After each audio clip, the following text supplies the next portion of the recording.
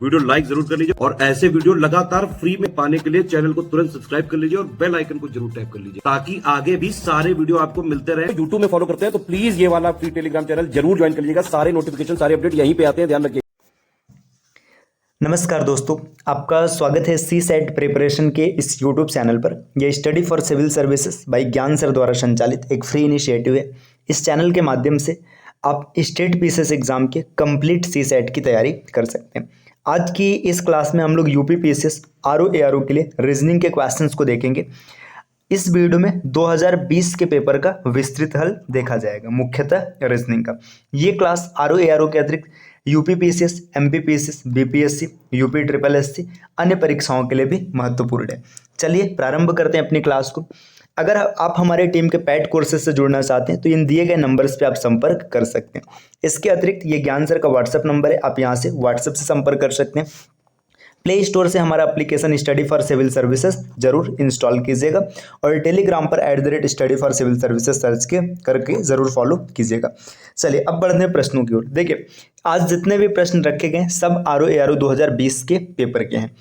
पहला प्रश्न यहाँ पर है, स्वप्न का जैसे संबंध वास्तविकता से है उसी प्रकार मिथ्या का संबंध निम्नलिखित में से किससे है। देखिए यहाँ पर बताया जा रहा है कि स्वप्न का संबंध वास्तविकता से। देखिए स्वप्न की अगर बात करेंगे, स्वप्न मतलब क्या है, कोई काल्पनिक चीज की बात हो रही, मतलब आपने सपना देखा, झूठ की बात हो रही है, कल्पना की बात हो रही, तो कल्पना का विपरीत क्या दिया, वास्तविकता दिया।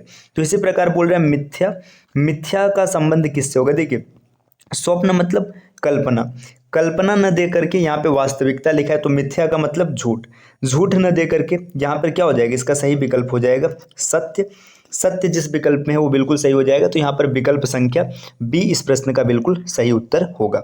चलिए अब बढ़ते हैं अगले प्रश्न पर। प्रश्न संख्या 132 में यहाँ पर क्या दिया, रिक्त स्थान, ये क्वेश्चन मार्क पर कौन सी संख्या आएगी, आपको ये बताना है क्वेश्चन मार्क के स्थान पर कौन सी संख्या आएगी।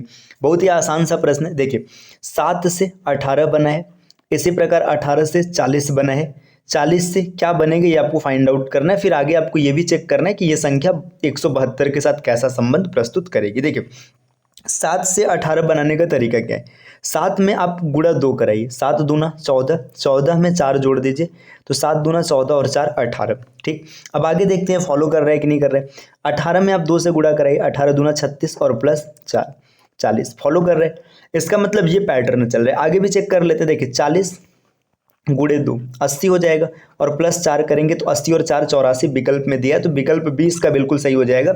लेकिन आगे भी चेक कर लेते हैं कि क्या ये जो 84 है ये सही है या फिर आगे इसका पैटर्न नहीं चलेगा। तो देखिए आप 84 में अगर 2 का गुणा कराएंगे तो 84 गुणे 2 आपको मिलेगा 168, 168 में 4 जोड़ देंगे तो 172 मिल जाएगा, मतलब जो कि बिल्कुल सही पैटर्न को फॉलो कर रहा है। तो इस प्रश्न का पैटर्न क्या था, गुणे 2 प्लस 4। इस प्रकार आपका ऑप्शन बन जाएगा विकल्प बी बिल्कुल सही होगा। बढ़ते हैं अगले प्रश्न की ओर। अगला प्रश्न, निम्नलिखित में से सही विकल्प चुनिए। अब यहाँ पर देखिए क्या दिया है कि 63 का संबंध किससे है, 9 से है। अब कौन सी ऐसी संख्या होगी जिसका संबंध 14 से होगा। तो देखिए यहाँ पर अब इस रिलेशन के तौर पे देखिए, अगर 63 में 7 से भाग करेंगे तो 9 मिलेगा। अब कौन सी संख्या ऐसी जिसमें 7 से भाग करने पर 14 मिलेगा। ठीक है, तो यहाँ पर कोई ऐसी संख्या नहीं है, तो ये तरीका तो नहीं फॉलो हो रहा है। देखिए और तरीका देखिए, 6 + 3 अगर इसको जोड़ा गया तो आपको 9 मिल रहा है। एक पैटर्न ये है। ठीक है, तो देखिए यहाँ पर देखते हैं किस विकल्प को जोड़ने पर 9 आ रहा है। देखिए 14 आ रहा है, 8 और 6 को जोड़ने पे 14 आ रहा है, ये आंसर बन सकता है। आगे भी चेक करते हैं, 4 और 2 जोड़ने पर 6 आएगा, नहीं होगा। 6 और 5 11 नहीं होगा, 9 और 6 15 नहीं होगा, तो इसका सही उत्तर होगा 68। आप इसको ना एक तरीके से आप ऐसे भी देख सकते हैं। देखिए आपका यहाँ पर मैं आगे दिखा रहा हूँ। देखिए 63 इसका संबंध 9 से, फिर 68 और इसका संबंध 14 से।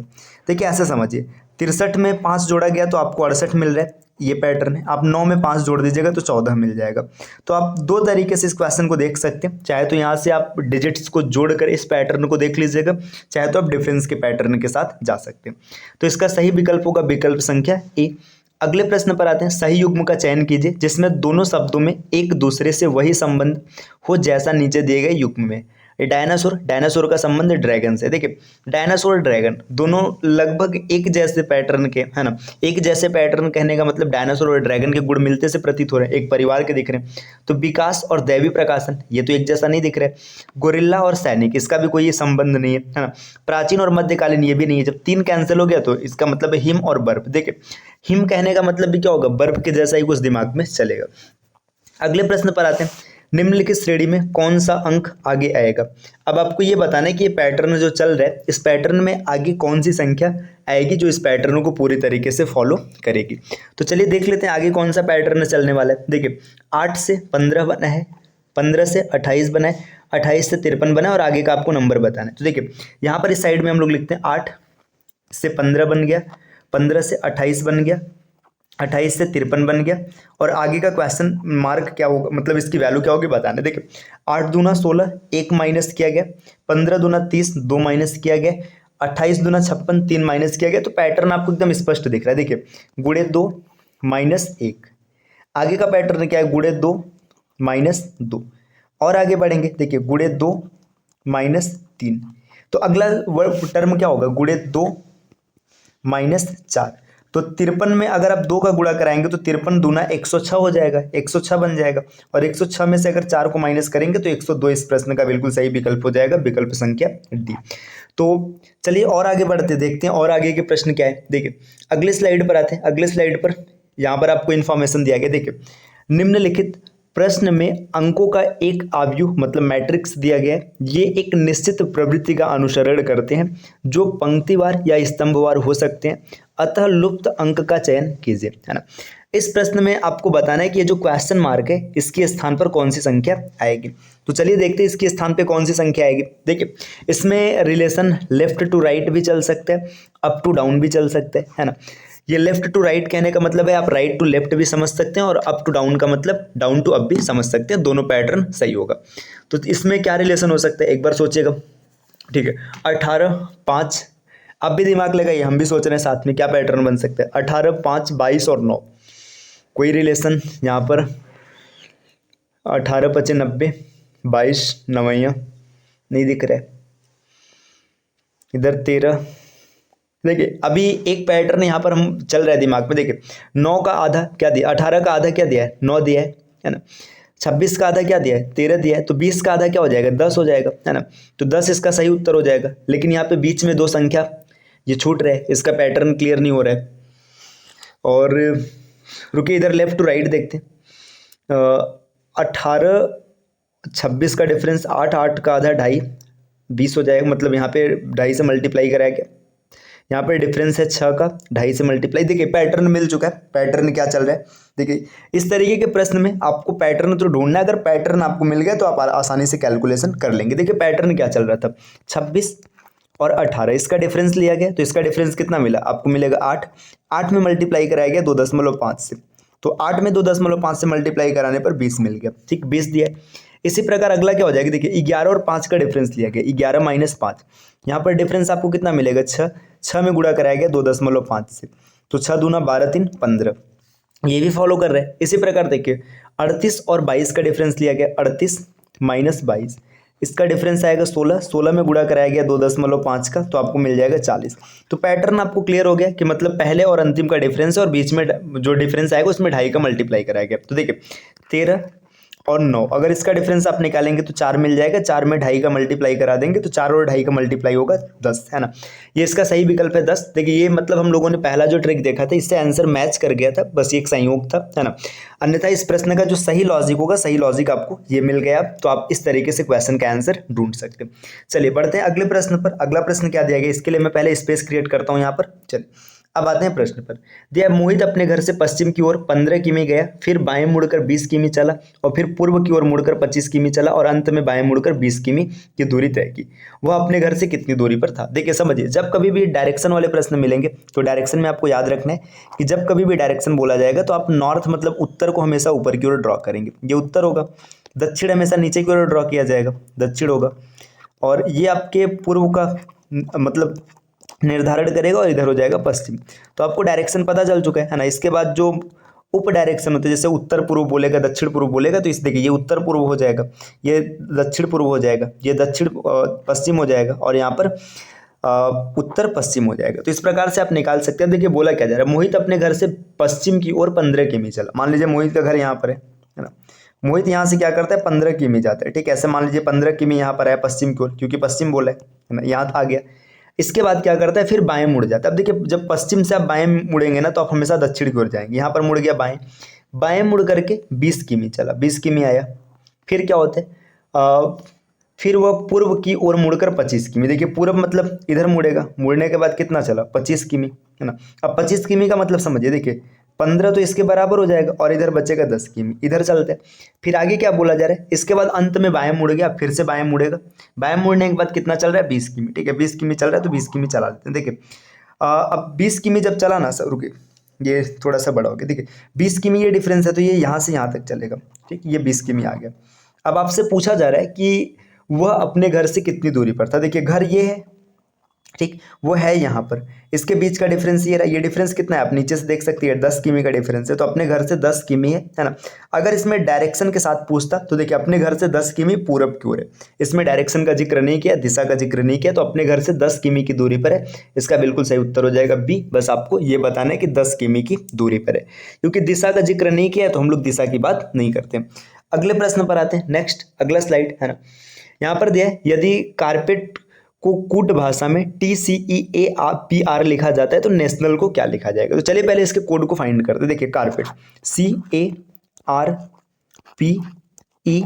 है ना, इसको क्या लिखा जाता है, देखिए इसको लिखा जा रहा है टी, यहाँ पर टी लिख दिया गया। अब टी के बाद क्या हो रहा है, देखिए टी के बाद सी के बाद E, फिर आगे लिखा गया A, इसके बाद P और फिर R। देखिए पैटर्न देखिए, टी यहाँ पर एकदम, इसको ना मैं थोड़ा सा और नीचे लिखता हूँ ताकि कोड निकालने में आसानी रहे। देखिए यहाँ पर ये टी है, टी के बाद सी है, सी के बाद ई के बाद ए, पी, आर। देखिए टी को एकदम डायगोनली इधर भेज दिया गया, ठीक, ये हो गया। इसके बाद क्या किया गया, देखिए ए है, ए को ना यहाँ से देखिए टी को पहले स्थान पे भेजा गया था, तो ए को यहाँ पर तीसरे स्थान पर भेजा गया, मतलब 2 को छोड़ करके। फिर आगे देखिए या रुकिए आप एक साइड से ही देखते हैं क्या मतलब, ए को मैं कहे पहले बता रहा हूँ। देखिए टी हो गया, टी के बाद ना सी को मतलब इसके तुरंत बाद रखा गया, फिर इसके बाद देखिए ई को यहाँ पर रखा गया है ना, फिर ए को रखा गया है ना। इसी तरीके से देखिए अब नंबर आएगा किसका, अब यहाँ पर ए के बाद नंबर आएगा पी का, तो पी को रखा गया, फिर आर को रखा गया। तो आपको पैटर्न पता चल चुका है। पैटर्न क्या चल रहा है, देखिए डायगोनली है ना, इधर विपरीत से पहले एक अक्षर को उठाएंगे, फिर एक अक्षर यहाँ क्रम से रखेंगे, फिर इधर से उठाएंगे, देखिए पहले एक अक्षर यहाँ से लिया गया, फिर इसके बाद जो क्रम था उसको रखा गया, फिर यहाँ से लिया गया, फिर क्रम को रखा गया। तो पैटर्न आपको पता चल चुका है। तो इसी पैटर्न पे देख लेते हैं हम लोग नेशनल का कोड क्या बनेगा। तो चलिए निकाल लेते हैं नेशनल को। रुकिए ये कहाँ चला गया, ये रहा, ठीक है। देखिए नेशनल लिखेंगे, देखिए NATIONAL है ना। तो सबसे पहले एल को लिखेंगे है ना। देखिए सभी देखिए इसमें 3 विकल्प एल से स्टार्ट है, ये पहला गलत हो जाएगा, ठीक। एल के बाद फिर एन को लिखेंगे, क्योंकि आपने डायगोनली एक लिया तो फिर एक इधर क्रम से लेंगे। देखिए यहाँ पे एक विकल्प और कैंसिल हो गया है ना। अब फिर आप देखिए अब वापस से ए लिखेंगे है ना। ए लिखने पे देखिए ये भी विकल्प कैंसिल हो गया, आपका ऑप्शन सी बिल्कुल सही हो जाएगा। आप अगर क्रम स्टेप बाय स्टेप अगर देखते चलेंगे क्रम से, तो आपको पूरा कैलकुलेशन भी नहीं करना पड़ेगा और आपको आंसर मिल जाएगा। चलिए अब बढ़ते हैं अगले प्रश्न की ओर। अगला प्रश्न क्या दिया, इससे पहले स्पेस क्रिएट कर लेते हैं यहाँ पर है ना, ये रहा इरेजर। चलिए अब अगला प्रश्न क्या दिया, एक रेलगाड़ी 3 मिनट विलंब से चल रही, 3 मिनट लेट से, और आगे वह प्रत्येक मिनट 3 सेकंड विलंब होती जा रही है। बताइए कितने मिनट बाद 1 घंटा लेट हो जाएगी। देखिए रेलगाड़ी 3 मिनट पहले से ही लेट है, ठीक, और 1 घंटा लेट बनाने के लिए कितना लेट करना पड़ेगा, 57 सेकंड, सॉरी 57 मिनट है ना। 57 मिनट और लेट करना है ना, इतना करना पड़ेगा, क्योंकि देखिए 3 मिनट पहले से लेट था, टोटल 1 घंटा लेट बनाना है। तो आप 3 मिनट पहले को उठाएंगे, 57 मिनट इसको उठाएंगे, 1 घंटा लेट हो जाएगा। अब बोला जा रहा है ना कि प्रत्येक मिनट 3 सेकंड का लेट होता है। देखिए 1 मिनट में कितने सेकंड का लेट होता है, 3 मिनट का, 3 सेकंड का है ना। तो 57 मिनट लेट होने के लिए कितना सेकंड लगेगा, देखिए 57 मिनट लेट होने में कितना मिनट लगाएगा। तो यहाँ पर देखिए 1 मिनट में 3 सेकंड जा रहा है ना। इसका मतलब अगर आप देखेंगे तो 1 सेकंड का लेट हो जाएगा 1 मिनट बटे 3 है ना। तो यहाँ से आप जब कैलकुलेट करेंगे तो आपको पता चलेगा 57 गुणे 60 बटे 3। 60 हमने क्यों लिखा है, मिनट को हमने सेकंड में कन्वर्ट कर दिया, यहाँ पे कैंसिल हो गया, 20 आ गया। 57 दूना 114 होता है, 114 के आगे 0 लगा देंगे, 1140 मिनट, है ना। ये प्रश्न को एक बार फिर से समझिए, 140 कहाँ से आया, किस पैटर्न पर इसको कैलकुलेट किया गया, समझिए, ऐसे समझिए। देखिए रेलगाड़ी चल रहा था, है ना, रेलगाड़ी 3 मिनट पहले से लेट है, ठीक, 3 मिनट ये पहले से लेट है। आपसे बोल रहा है टोटल 1 घंटा लेट बनाना है, 1 घंटा लेट बनाने के लिए इसको 57 मिनट और लेट करना पड़ेगा, ठीक, 57 मिनट लेट करना पड़ेगा। अब समझिए 1 मिनट में कितने सेकंड लेट हो जा रहा है, 3 सेकंड, है ना। तो 1 सेकंड लेट होने में कितना मिनट लगाएगा, देखिए 1 मिनट बटे 3 सेकंड, है ना, ये हो जाएगा।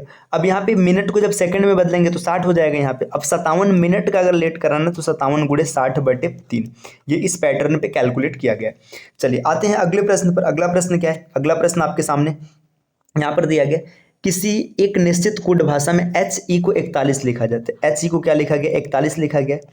सी को एस एच ई को 49 लिखा गया, तो आप 49 होगा। तो आपसे पूछा जा रहा है कि देम का कोड क्या होगा। देखिए इसमें अब ध्यान देना है कैसे बनेगा। देखिए यहाँ पे एच ई को 41 कैसे लिखा गया, एच की प्लेस वैल्यू होती है 8, 8 न लिख करके 8 का अपोजिट लिखा गया 19, है ना, एच की जगह पे 19 लिखा गया। ए की प्लेस वैल्यू होती है 5, 5 न लिख करके इसका अपोजिट 22 लिखा गया और दोनों को जोड़कर 41 मिला। इसी प्रकार देखिए एस की प्लेस वैल्यू कितनी होती है 19, 19 न लिख करके 8 लिखा गया। एच की प्लेस वैल्यू होती है 8, 8 न लिख करके 19 लिखा गया और ई की प्लेस वैल्यू है 5, 5 का अपोजिट 22 लिखा गया। इन सबको जोड़ेंगे तो 49 मिलेगा। अब और आगे बढ़ेंगे, देखिए टी की प्लेस वैल्यू होती है 20, 20 न लिख करके 7 लिखेंगे, ठीक। इसके बाद देखिए एच की प्लेस वैल्यू कितनी होती है 8, 8 की जगह पर आप 19 लिखेंगे। ई की प्लेस वैल्यू है 5, 5 की जगह पर 22 लिखेंगे और एम की प्लेस वैल्यू है 13, 13 न लिख करके आप 14 लिखेंगे। अब सबको जोड़ लेते हैं। देखिए 9, 7, 16 मतलब 6 आएगा, है ना। इसके बाद 6, 2, 8, 8, 4, 12। इसका जो प्लेस वैल्यू मिलेगा मतलब यूनिट डिजिट मिलेगा, यूनिट डिजिट 2 होगा तो विकल्प ए इसका बिल्कुल सही हो जाएगा 62। ये जो कोड आपको देम का मिलेगा 62 मिल जाएगा। चलिए आते हैं अगले प्रश्न की ओर।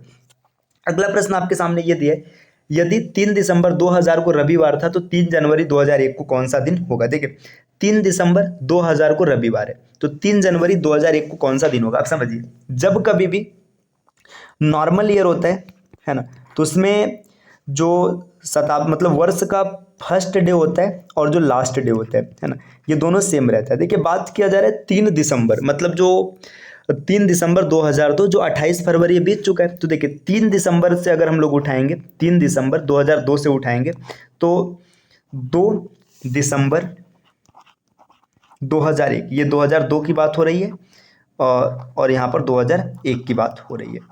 देखिए यहाँ पर अगर ये रविवार था, इसका मतलब यहाँ पर भी क्या होगा 2 दिसंबर 2001 को रविवार हो जाएगा। हम लोग फार्मूले से नहीं डायरेक्ट कैलकुलेट कर रहे हैं, ठीक। 2 दिसंबर 2001 को रविवार है। अब यहाँ से आप आसानी से कैलकुलेट कर सकते हैं। देखिए 2 दिसंबर को रविवार है, 2 के बाद फिर 9 दिसंबर को रविवार हो जाएगा, 16 दिसंबर को रविवार हो जाएगा, फिर 23 दिसंबर को रविवार हो जाएगा और 30 दिसंबर को रविवार हो जाएगा। 31 को सोमवार, है ना, 1 को मंगलवार, 2 को बुधवार और 3 को बृहस्पतिवार। बृहस्पतिवार बोल लीजिए या फिर गुरुवार बोल लीजिए, विकल्प सी इसका बिल्कुल सही हो जाएगा। हमने ये बेसिक तरीके से कैलकुलेट किया, आप फार्मूले और ट्रिक के साथ भी जा सकते हैं, कोई समस्या नहीं है। अगले स्लाइड पर आते हैं। अगला स्लाइड क्या दिया, अंग्रेजी वर्णमाला में कितने बड़े अक्षरों के दर्पण में समान प्रतिबिंब होते हैं, मतलब मिरर इमेज अंग्रेजी वर्णमाला में कितने हैं जिनके समान बनते हैं। तो लिख लेते हैं मिरर इमेज। देखिए मिरर इमेज में ए ऐसे लिखा जाएगा, बी ये होगा, ये सी है, ये डी रहा, यहाँ पर ई है, ये एफ, ये जी, एच, आई, जे। देखिए जे जो लिखा जाएगा, जे का पैटर्न ये रहेगा जे, यहाँ पर के, ये L, M, N, O, P, Q, R, S, T, U, V, W, X, Y और जेड। ये हमने लिख लिया। अब इसमें देख लेते हैं कौन कौन सा नहीं बदला। देखिए ए नहीं बदला है, यहाँ पे कलर चेंज करके दिखाते हैं। देखिए ए नहीं बदला है, ये पहला विकल्प हो गया। बी बदल गया, छोड़ देते हैं। सी, देखिए डी भी बदल, ये डी को मैंने उल्टा लिख दिया, डी ऐसे लिखा जाएगा, ठीक है। ये देखिए इसके बाद ई, एफ, जी, एच नहीं बदला है ना, आई नहीं बदला है, 3 हो गया। इसके बाद एम नहीं बदला है, ओ नहीं बदला है ना, टी नहीं बदला है, यू नहीं बदला है, वी नहीं बदला है, डब्ल्यू और एक्स। अब यहाँ पे कैलकुलेट करते देखिए 1, 2, 3, 4, 5, 6, 7, 8, 9, 10, है ना। 10 यहाँ पे ऐसे हैं जो नहीं बदलने। एक बार और ध्यान से देख लीजिए, कुछ छूट तो नहीं रहे, है ना। ABCDEFGHIJKLMNOPQRSTUVWX, ठीक है। तो यहाँ पे 10 ऐसे हो जाएंगे जो नहीं बदलेंगे, ठीक। अगर इसमें कुछ छूट रहा होगा तो आप एक बार मिरर इमेज को कैलकुलेट करके देख लीजिएगा। चलिए अब आते हैं अगले प्रश्न पर, है ना। अगला प्रश्न यहाँ पे देखते हैं क्या दिया है ना। देखिए इसके लिए स्पेस क्रिएट कर लेते हैं। ऐसे ये जो प्रश्न दिया है, अगला प्रश्न ये जीएस का प्रश्न है ना, लेकिन फिर भी इसको कैलकुलेट कर लेते हैं। जीएस का प्रश्न है, फिर भी देख लेते हैं क्या होगा। यहाँ पे पूछा जा रहा है लेदर टेक्नोलॉजी पार्क कहाँ स्थित है। अगर लेदर टेक्नोलॉजी पार्क की बात करेंगे तो ये उन्नाव में स्थित है ना, इसको आप याद रखिएगा। वो आगे प्रश्न है उत्तर प्रदेश में राज्य उच्च शिक्षा परिषद कब स्थापित की गई थी। तो ये 1995 ईस्वी में स्थापित की गई थी। तो ये आज के रीजनिंग की क्लास रही, है ना। इस क्लास में हम लोगों ने RO-ARO 2020 के सभी प्रश्नों को टैकल किया है, ठीक है। इस प्रकार के वीडियोस को लगातार देखने के लिए हमारे चैनल सी सेट प्रिपरेशन को सब्सक्राइब कर लीजिएगा। और अगर अभी तक आप हमारे पैड कोर्स से नहीं जुड़े तो आप इन दिए गए नंबर्स पर संपर्क कर सकते हैं। इससे संपर्क करके आप हमारे पैड कोर्सेज से जुड़ सकते हैं। चलिए फिर मिलते हैं आपसे नेक्स्ट वीडियो में कुछ नए इन्फॉर्मेशन के साथ। तब तक के लिए take care, bye bye and thank you.